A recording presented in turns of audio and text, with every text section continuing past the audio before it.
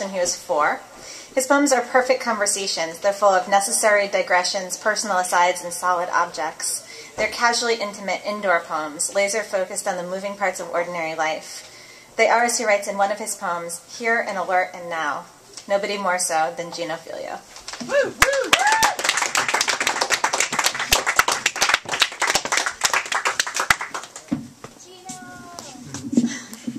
Thank you. Thank you to Molly and Kristen and Brendan and Lungful Magazine and ZINC Bar and everybody who's here. I really appreciate it.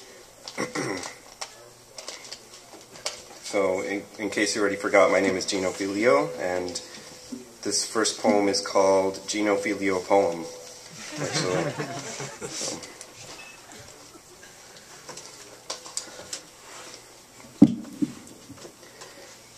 I am a Gino Figlio poem. I feel. When the gasping alm I reel. I supposed said certainty. By the dawn light QWERTY I am a Gino Figlio poem. I appeal. I adjective the psalm. I propensity shook calm. I am a Gino Figlio poem. I deal.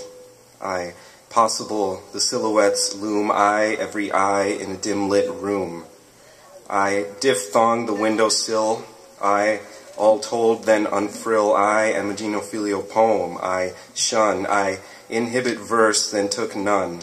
I one up the surreal sun. I songing the sing of a fleeting cope. I sign and then symbol then trope. I am a Gino Figlio poem. I run. I taciturn the sirenly wave. I, given the choice to behave, I don't. I claim no tradition nor won't. I cling to the delicate breeze. I have no perception of the Indies. I am the weight of the wall against it lie flittering in still white space. No such tense for dreaming need be heightened cornea of aurora borealis, be placid, be placed and mesmerized, be dollop and tulip, pecan daisy, be modesty, most moist, be simple, Barnaby colloquializing, vested incantations of a higher trend. I am a Gino Figlio poem. I do not end. Thanks. I lived in Boulder for about 5 years, and there's a park there near the campus where a lot of the students go to tan, and parents bring their children. It's called Scott Carpenter's Park, and I don't know who Scott Carpenter is, but this poem is called "At Scott Carpenter's Making Out with You." It isn't gravel between your toes; it's the silhouettes from stars. Before night falls, the swing sets, rusty arms, the sky just suspended.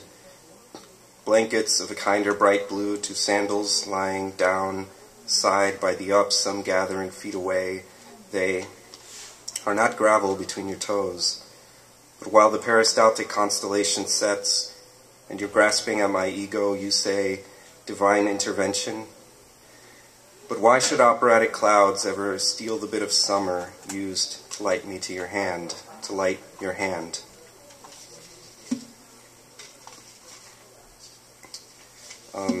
This poem is really rough. I have a lot of notes on it, so I'm not sure if I can really read it perfectly. It's a poem about an abortion, and it's called "We Silence the Womb." Not so easy to take back what I haven't by now. For streetlights hanging on the time sinks maybe didn't follow through those seams. They must have with the screeches. Note the fluorescence, its tendency toward blue eyes pervading essence of some industrial injustice, and at once you are. Of owl tending to litany, tires hailing, not doing the tango this way, baby, not with the flutter of air still enough to stir us when it's left her. We played the music loudest for all intensive movements. Goth sonnets, louder, thunderstorm, louder, makings of our unborn child, louder. And she told me the hand wasn't mine. Empties the air in trill beside the very imposition of nothing, this staying. We yearned for new answers to old wonderings, a renowned flat note, ostinato, briefly, woven hands, well worth a try. Why do they die? Never want to see voices on doorsteps, never want to see voices dropped one another. Can't quite get a solo phrase out. Comfort bordered on description, undulating, reverberated, and she told me the hand wasn't mine. That pulses surrounded our mimickings, like we won't get around the face's there-ness, its little breaths, and what lingers beside, called teeming. And where then is our poetry?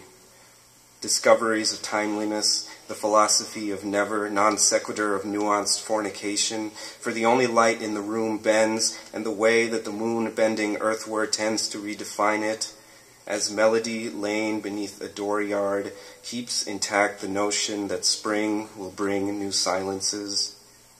And true, I'd follow this one to the last, if it could mean crash, come down, means more quotidian, less of her, that puzzle of skeins, sheets, unfused bones, and nerve endings ending, and who knows how empty is, as empty is.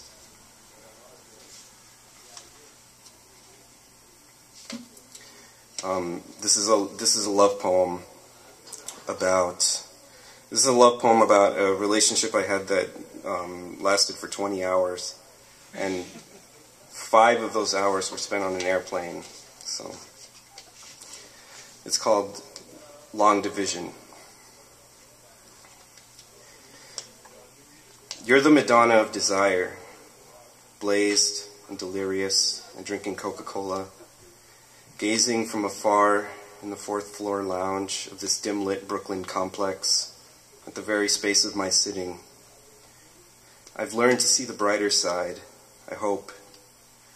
And it feels as though increasingly I may lose bits of you in my sleep. Each resting turns to cold and expiring in that way it seems to know. Later blackness settled, and a world outside of ours expanded so infinitely. The cosmos gained some shred of presence, and the stars and yours plunged deeper into deadening horizon. Higher even than this dividing, this profound divorce of cloud beyond all want and any rest, the night tends to keep further company. Whether by weather and wind or winged thing, their dissipating silhouettes become a sort of weaving of tenor and vehicle, say, jet stream, and the yearning toward the center of another. Ethos of a murmuration propelling itself toward an as-yet unfound hurrah. Desires may be numerous, so they are. Somehow in flight they understand. Guided wherever along this non sequitur of weather, by instinct or recognizance or some divine arbitration, could be the inevitable magnetism attaching organism to longing organism. I've wanted you for so long to see this all unfold, or perhaps some presiding memory to lead you through the dense fog, finally arriving at this precise moment of humility lording over human touch. Where can it all lead but elsewhere? Admittedly, the absence of another might render the thought of seeing you an auspicious beginning, lovingly coercive in its ways, and cumbersome.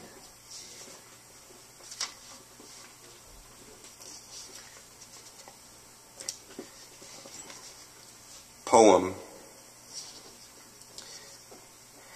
I don't know if you know this, but I have to tell you that I know about what you left in my sock drawer the other night while I was rinsing and my head had Count Basie blaring through that sonorous piece of air then between you and I, tripping on the cord of a hairdryer, nearly committing suicide and all that fine etc., as the music's tempo picking up my penis dangling with the door wide open, no telling what you were meaning and yelling BRB presently, But 19 hours passing, still counting, and syncopated bass riffs tell me what would it do to be anything other than what it is to be here and alert and now. I'll read one more. This is a poem about a night I had on my way to a reading at NYU, and it was the Cave Canem poets were reading, and one of the poets reading that night was Kevin Simmons, and he's Cave Canem's obviously very prominent. He's a queer poet, so his work is very influenced by his lifestyle, and simultaneously, this poem is sort of dealing with the end of a long relationship. So the two kind of coincided in one night when I sort of approached him after the reading and had an interesting interaction. So it's titled "Land Bridge Long Distance." It is 4 o'clock on a Friday in October, and I am feeling terrible. The gray outside is making me think of longing, which isn't so bad considering I've had a few, so I take the F train 12 stops to West 4th for happy hour and some poetry. A child is screaming along the way, and red brick tends to outnumber thoughts in Brooklyn, and I can't be bothered to compose. When I arrive, Sharif Shanahan and I grab beers and chat about language and his boy, whom he hasn't seen in a while, which makes me think of you, which makes me think of Colorado, which makes me think of mountains, of splendor, of who would be pissing this beer tomorrow had I said no to making these sorts of poetries. But the time sails lovely now, and I'm proud for it. After the reading, and all the people are gathering, and Kevin Simmons comes in close to me, says, "I like boys with big noses," and follows the quasi-flattery with two delicate taps of mine using his right index finger, and I stumble, and it seems we are at an impasse. It is now 3 months since we put an end to 5 years of ourselves. I don't think I'd want to hear your voice ever again, though I will, I suppose. The photograph in my wallet, not of you, but of the you before you, I am replacing to connect dots.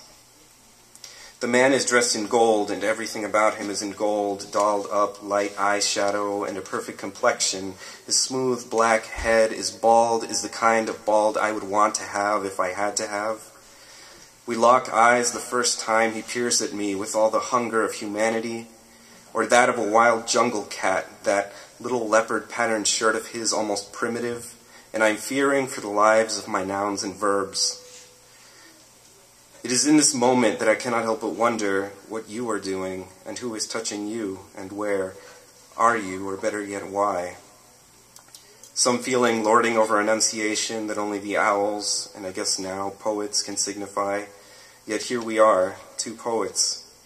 We are fishermen on different continents, one gay, one hardly. What can I do? So I extend my bare pinky until it makes landfall and greet the natives of his country one by one. So do I, sir, so do I.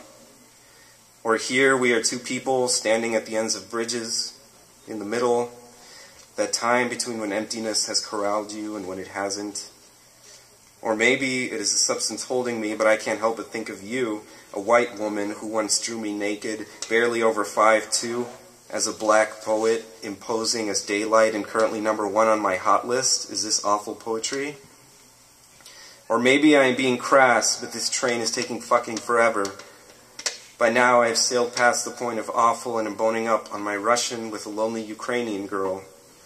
She wears a blue headband, and while it isn't obvious yet what this night is all about, she is going to let me keep it by the time my stop presents itself.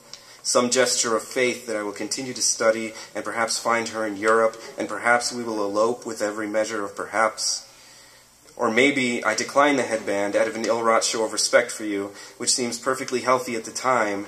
Of course, it is unhealthy to think and maybe, and just maybe, there is enough room in here for crying, and baldness, and owls, and you, and the Ukraine, and you, and fish, and things wonderful. These words I would like to keep, and all else, who knows? Thank you.